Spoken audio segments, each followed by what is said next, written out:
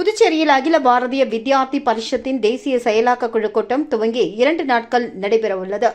இதுகுறித்து புதுச்சேரியின் ஏபிவிபி அமைப்பின் தேசிய பொதுச் செயலாளர் யாக் பால்கயா சுக்லா செய்தியாளர்கள் சந்திப்பின் பொழுது, அகில பாரதிய வித்யார்த்தி பரிஷத்தின் தேசிய செயலாக்க குழு கூட்டம் புதுச்சேரி கோபாலன் கடை பகுதியில் உள்ள விவேகானந்தா பள்ளியில் செவ்வாய்க்கிழமை, புதன்கிழமை ஆகிய 2 நாட்கள் நடைபெறவுள்ளது என்றும், இதில் நாடெங்கிலும் இருந்து அமைப்பின் தலைவர்கள், நிர்வாகிகள் 161 பேர் பங்கேற்க உள்ளதாகவும், கல்வி, சமூகம் மற்றும் இளைஞர்கள் சம்பந்தப்பட்ட பிரச்சினைகள், அமைப்பின் வருங்கால செயல் திட்டங்கள் உள்ளிட்டவை குறித்து முடிவெடுக்க உள்ளதாகவும் அவர் தெரிவித்தார்.